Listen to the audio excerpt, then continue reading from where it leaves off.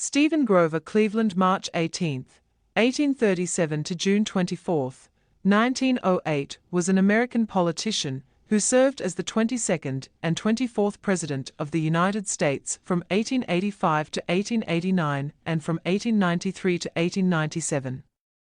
In the years before his presidency, he served as a mayor and governor in New York State, winning fame as an anti-corruption crusader. Cleveland is the only president in U.S. history to serve non-consecutive presidential terms. He won the popular vote in 3 presidential elections, 1884, 1888, and 1892. Benjamin Harrison won the Electoral College vote, and thus the presidency, in 1888.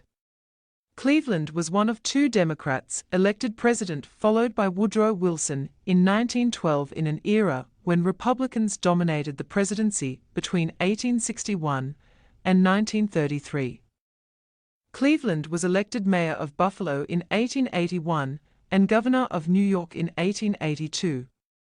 While governor, he closely cooperated with State Assembly Minority Leader Theodore Roosevelt to pass reform measures, winning national attention.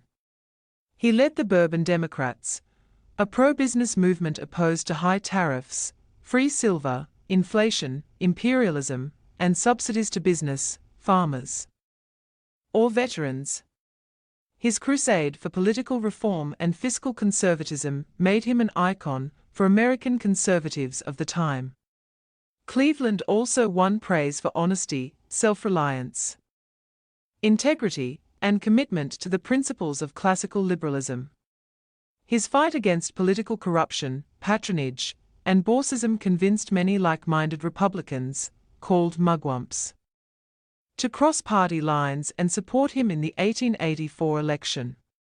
15 months into his first presidential term, he married Frances Folsom on June 2, 1886. After losing the 1888 election to Harrison, he moved to New York City with his wife and joined a law firm. At the 1892 Democratic National Convention, he won the nomination on the first ballot. The 1892 election restored him to the White House. As his second administration began, the Panic of 1893 sparked a severe national depression. Many voters blamed the Democrats, opening the way for a Republican landslide in 1894 and for the agrarian and civil rights seizure of the Democratic Party in 1896. The result was a political realignment that started the Fourth Party system and the Progressive era.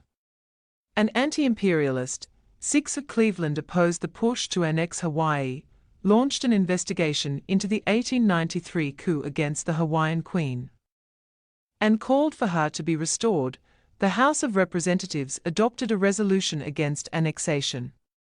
Cleveland was a formidable policymaker, but also garnered criticism. He intervened in the 1894 Pullman strike to keep the railroads moving, angering both Illinois Democrats and labor unions nationwide. His support of the gold standard and opposition to free silver alienated the agrarian wing of the Democratic Party. Critics complained that Cleveland had little imagination and seemed overwhelmed by the nation's economic disasters, depressions and strikes, in his second term. In his memoirs, future President Harry S. Truman expressed criticism of Cleveland's handling of labor strikes in his second term, arguing that Cleveland had a lot of trouble with strikes and riots. But the Democratic Party, as usual, was on the liberal side during his second administration. But the president was not. He became an ultra-conservative. Even so, his reputation for probity and good character survived the troubles of his second term.